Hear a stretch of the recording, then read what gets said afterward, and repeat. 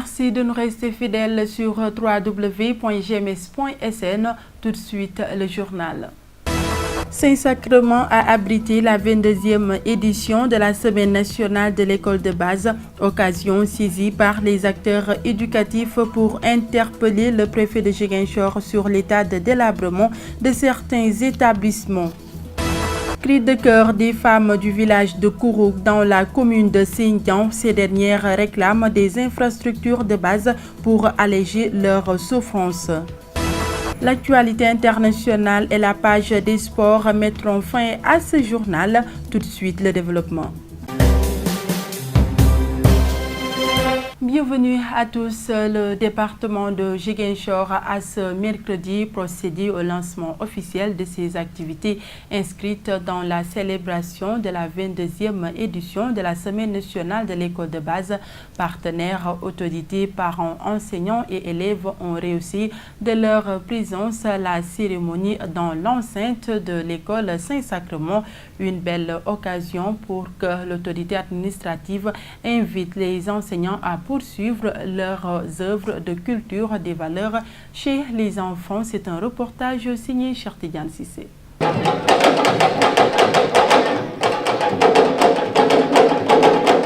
Cette démonstration de majorette marque bien l'appropriation des enfants de la fête dédiée à l'école sénégalaise en ce début du mois de mai. La 22e édition de la Semaine nationale de l'école de base a officiellement démarré ce mercredi dans le département de Ziguinchor, organisée par le Codex 7 et pour la première fois dans une école privée confessionnelle. Un choix pertinent de l'avis du secrétaire général de l'IEF de Ziguinchor, Jean-Baptiste Faye. Nous nous réjouissons vraiment de ce choix qui a été porté sur cette école. Et je pense que tous ceux qui étaient là ont dû le constater. Nous ne sommes pas déçus. Les initiatives, il faut tout le temps les renouveler parce que le système, il est un. Même si dans la mise en œuvre des orientations politiques en matière d'éducation ne sont pas toujours celles-là qu'on aurait souhaité et qui traiteraient tout le monde d'égal pied. Consolidation des valeurs civiques, l'école, les forces de sécurité au service de la nation est le thème retenu pour cette édition. Un thème plus que d'actualité selon le préfet Ibrefal, qui en a profité pour lancer un appel aux enseignants. J'ai dit tout à l'heure que pas un seul jour ne se passe, ou presque sans que dans la presse, on lise un titre ayant trait à un acte de violence exercé sur un enfant. Des rapts, des enlèvements d'enfants, des mutilations génitales exercées sur des citoyens innocents. Et je pense qu'à travers ce lien entre l'école et les forces de défense et de sécurité, l'autorité a voulu montrer en exemple les forces de défense et de sécurité, mettre en exergue le rôle accompli par les forces de défense et de sécurité en faveur de l'école, mais également offrir aux enfants en exemple ces forces de défense et de sécurité, caractérisées par leur engagement, par la discipline, par le don de soi, par le respect des valeurs et des symboles de la République. C'est autant de valeurs qui doivent être inculquées à nos enfants.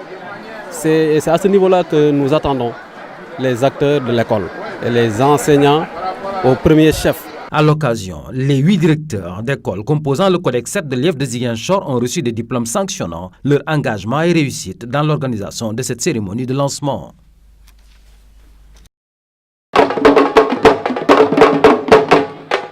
L'insécurité notée dans certains établissements scolaires de la commune de Ziguinchor préoccupe les directeurs d'école qui ont profité du lancement de la 22e édition de la Semaine nationale de l'école de base pour interpeller le préfet sur les cas de Jean Kandi, Ibou Kamara, Saint-Sacrement et Ataba Tabar. Ce dernier n'est pas allé par le dos de la cuillère pour rappeler à la mairie que sa responsabilité reste totalement engagée dans le règlement définitif de ces questions. Ibrefal, le préfet de Ziguinchor que nous écoutons au micro de Chertidiane Sissé. Je suis parfaitement d'accord et conscient de la nécessité de renforcer la sécurité aux alentours de ces établissements-là qui sont traversés par des axes routiers très fréquentés. Alors c'est le cas de l'école qui abrite la cérémonie Saint-Sacrement. C'est le cas de l'école Sacré-Cœur. Là-bas, quand même, on a un dos d'âne. C'est le cas de l'école Paul-Marie Sagna, n'est-ce pas? Qui m'avait d'ailleurs interpellé à l'occasion du Mardi Gras. Les enfants avaient organisé une manifestation, une forte manifestation pour venir lancer un cri de cœur, pour interpeller l'autorité que je suis de la nécessité de renforcer la sécurité devant leur établissement. Je leur avais donné mon accord à l'époque, mais jusque-là, alors la mesure tarde à être matérialisée. Je leur dis que je n'ai pas oublié et que je prendrai les dispositions nécessaires, Inch'Allah, pour que la sécurité soit renforcée en mettant sur place 2 ASP, n'est-ce pas, qui vont réguler la circulation aux heures de pointe. On a également parlé de l'état de délabrement de certaines écoles. C'est le cas de Jean Kandé, de Ibou Kamara, mais également de Atabatabar. Pour l'école Atabatabar, j'ai rappelé l'incident qui s'est produit il y a quelques mois avec l'effondrement d'un pan de mur qui a blessé un enfant, qui a failli lui coûter la vie. Donc l'école, manifestement, n'est plus apte à accueillir des enfants. Il y a donc urgence à agir et à cet égard, j'ai interpellé le maire. L'entretien des écoles relève de la compétence des collectivités territoriales. Pour les écoles primaires, c'est la commune. Et des prescriptions budgétaires ont été prévues pour 2018. Il ne reste qu'à les mettre en exécution. Et j'interpelle par conséquent le maire pour prendre rapidement les mesures préparatoires nécessaires pour procéder à l'entretien de cette école en particulier. Sans oublier Jean Kandé et Ibou Kamara. Pour Ibou Kamara, j'ai dit que l'école, manifestement, n'est pas apte pour abriter des élèves, pour abriter les enseignements apprentissages. L'école est trop étroite. L'école est bâtie sur une zone non édificante. C'est une zone de marécage. C'est la raison pour laquelle chaque année, alors on perd des mois avant de pouvoir démarrer les enseignements apprentissages. C'est une école à délocaliser. C'est ça la solution. Il y a des salles de classe vacantes au sein de Jean Kandé. Il faut les réhabiliter pour qu'elles soient à même d'accueillir les élèves qui proviendraient de Ibou Kamara. À ce niveau également, j'interpelle la municipalité.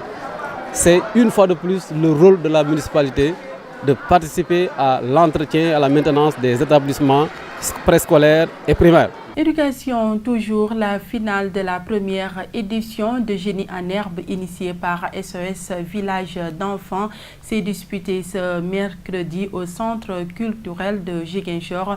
Le lycée El Hadj Mamadou Lamine Badji de Djibok a remporté la mise avec un écart de 60 points au détriment du lycée Périssac. C'est un reportage de Eva Sagna. Ils étaient 5 établissements à participer à la première édition du Génie en herbe initiée par le village d'enfants SOS de Ziguinchor. La finale opposait le lycée Périssac et le lycée El Hadj Mamadou Lamine Badji de Djibok, vainqueurs de cette finale avec 250 points, soit 60 points d'écart. Tout d'abord, c'est un honneur pour moi d'avoir pu participer à ce concours, mais aussi un plaisir, parce que depuis tout petit, j'aimais participer à ce genre de concours, Génie en herbe. Et c'est un plaisir pour moi, franchement. Et de gagner aussi. Puisque là, nous avons montré que nous sommes les leaders de la région de Ziguinchor, vu que nous avons remporté le concours ICANA en avril. À jamais les premiers. Déception et désolation se lisent sur le visage de Flavien Zalé, capitaine de l'équipe du lycée Périssac. La déception, car on voulait remporter la finale pour faire plaisir à notre encadreur, M. Senghor, et faire plaisir aussi à notre censeur qui s'est déplacé pour venir assister à la finale. Oui, on est déçus. L'inspecteur Pape Latir Diagne souhaite l'élargissement de pareilles initiatives afin de parfaire la culture générale des élèves des établissements de la commune de Ziguinchor. L'inspecteur de l'éducation que je suis est rassuré. Parce que malgré tout ce qu'on dit, ceux qui ont assisté à cette finale seront convaincus que nous avons des professeurs compétents et des élèves talentueux. C'est des activités que nous soutenons, mais nous participons à la vulgarisation de ces activités et nous nous engageons autant que c'est possible d'être là et même de participer s'il le faut. Ça, quand même, c'est des activités que nous avons l'obligation d'accompagner et de soutenir. Les gagnants ont reçu des mains du parrain, le professeur Noura Sissé, une enveloppe de 25 000 francs CFA et des tablettes. Le professeur Noura Sissé, parrain de l'édition, et la coordonnatrice de l'accueil familial de SOS Village d'enfants de Ziguinchor ont tous les deux salué l'initiative et plaidé pour l'instauration du génie en herbe au cycle moyen, propos recueillis par Eva Sagna. Je voudrais m'en réjouir et remercier ceux qui ont encadré, ceux et celles qui ont encadré ces élèves, qui nous ont montré le haut niveau d'appréhension qu'ils ont de toutes les questions qui ont été posées. Le meilleur a gagné, certes, pour la circonstance, mais les autres n'ont pas démérité. Je voudrais encourager tout le monde, féliciter tout le monde et, bien entendu, me tournant vers l'inspecteur, demander que cette initiative entreprise au niveau de l'élémentaire et qu'ils encadrent bien soit prolongée au niveau du moyen et du secondaire pour que l'on développe de plus en plus la culture de l'esprit et non pas seulement la culture du ventre. Parce que l'activité a une autre valeur pédagogique, éducative. Je pense que l'activité est très éducative, instructive, à travers laquelle même ceux qui, certains pensent qu'ils ont perdu, ont gagné. Même ceux qui viennent comme invités ont gagné. Tout le monde a appris et tout le monde a gagné et c'est Ziguinchor qui gagne. Je félicite l'équipe gagnante et encourage les autres. Vous aussi, vous avez gagné en vocabulaire, en histoire et géographie, en culture générale. Toutes mes félicitations aux initiateurs de l'activité et bonne continuation. Nous souhaitons vivement que ces genres d'activités soient pérennisées pour une bonne instruction et le renforcement de la connaissance de nos élèves casamançais. Les femmes du village de Kourouk sont encore tenaillées par les difficultés auxquelles elles font face tous les jours, notamment le manque d'eau et de structures sanitaires. Elles lancent un SOS afin qu'elles puissent sortir vite de cette situation, notamment l'allègement des travaux. Aïssatou Dialinka Djidjou s'en explique au micro de Lamine Badiane. Nous n'avons pas de maternité, on n'a pas d'eau. Et nos puits comptent à peine 30 ou 25-30 mètres de puits. Nous voulons des machines, des tracteurs. Nous voulons aussi des cases de tout petits. Parce que ce grand village comme Kourouk qui n'a pas de case de tout petits, c'est pas bon. Pour avoir de l'eau, on puise des puits.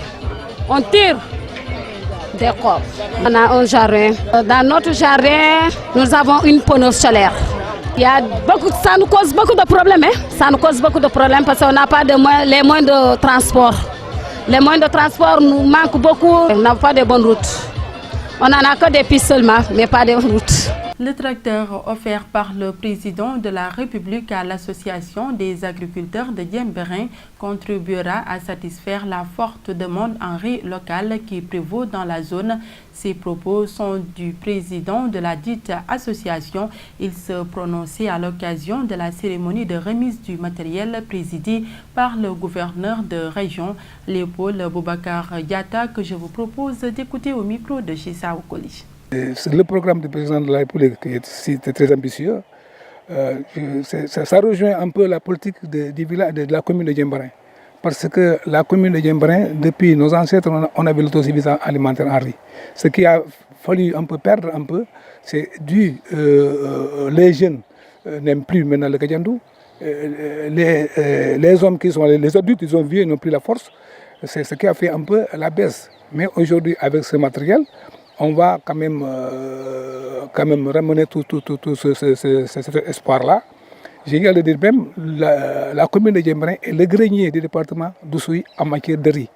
Tout ce riz qui se faisait dans le département d'Oussouye pour les cérémonies traditionnelles, parce que la cérémonie traditionnelle, on ne fait pas du riz importé, c'est du riz local, on le cherchait à Diembéring. Le directeur régional du développement rural de Ziguinchor promet de faire le suivi pour une utilisation efficiente du tracteur offert par l'État. Le DRDR compte également investir le terrain pour mieux appréhender les difficultés auxquelles font face les agriculteurs de la région. Casimir Adrien Sambou, que nous écoutons au micro de Sissa Okoli. Nous, notre rôle, c'est quoi? C'est de suivre tout le matériel qui est mis à la disposition des paysans, des producteurs. Pour la rentabilisation, nous veillerons à la rentabilisation du matériel. Parce que quand même, c'est un investissement de l'État pour l'atteinte de l'autosuffisance alimentaire.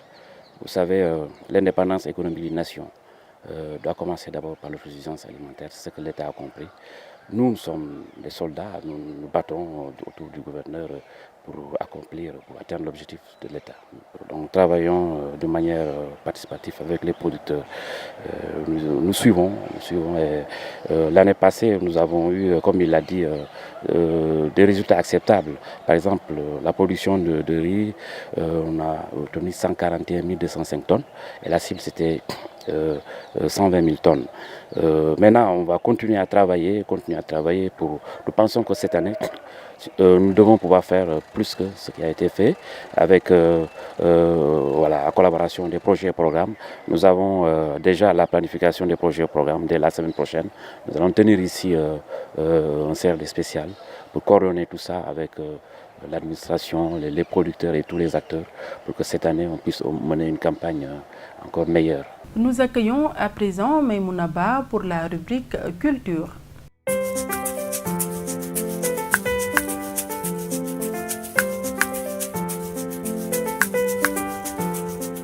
Bienvenue dans votre rubrique hebdomadaire Culture de ce jeudi 10 mai 2018. On entame ce numéro avec l'historique de la Biennale de l'art africain contemporain. À la fin des années 1970, le FESTAC ou Festival mondial des arts nègres se déroulant à Dakar puis à Lagos. Pour rappel, Ziguinchor aussi organise une biennale avec comme invité deux pays voisins. Nous y reviendrons à notre prochain numéro.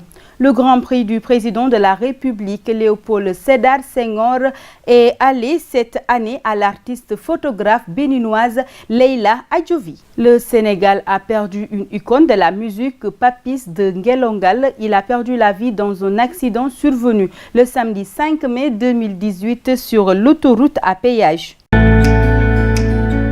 C'est la fin de ce numéro. Merci de l'avoir suivi. Je vous donne rendez-vous jeudi prochain. D'ici là, portez-vous bien.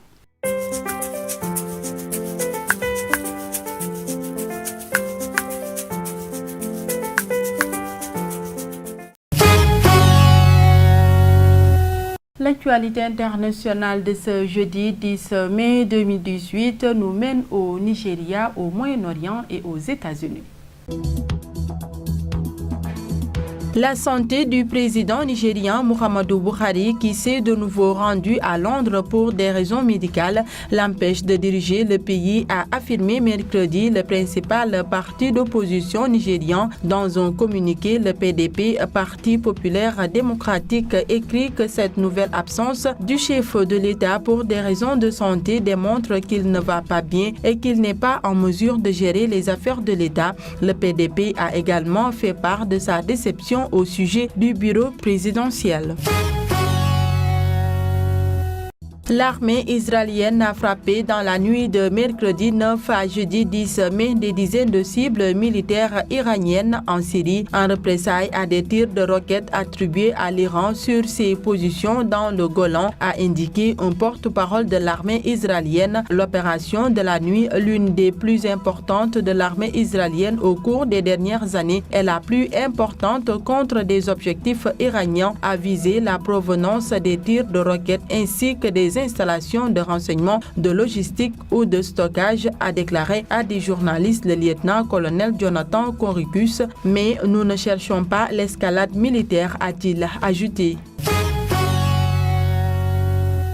Enfin, aux États-Unis, le président américain Donald Trump a accueilli jeudi 10 mai en pleine nuit les 3 Américains libérés par la Corée du Nord. Peu avant 3 heures du matin, 7 heures GMT, le président et la première dame, Melania Trump, sont montés à bord de l'avion dans lequel venaient d'arriver les 3 hommes sur la base militaire d'Andrews, près de Washington, où un immense drapeau américain avait été déployé. L'avion du secrétaire d'État Mike Pompeo, qui a effectué son 2e déplacement dans la capitale nord-coréenne en l'espace de quelques semaines, s'était posé peu avant. Place maintenant à Mahfouz Kouyaté pour la page des sports.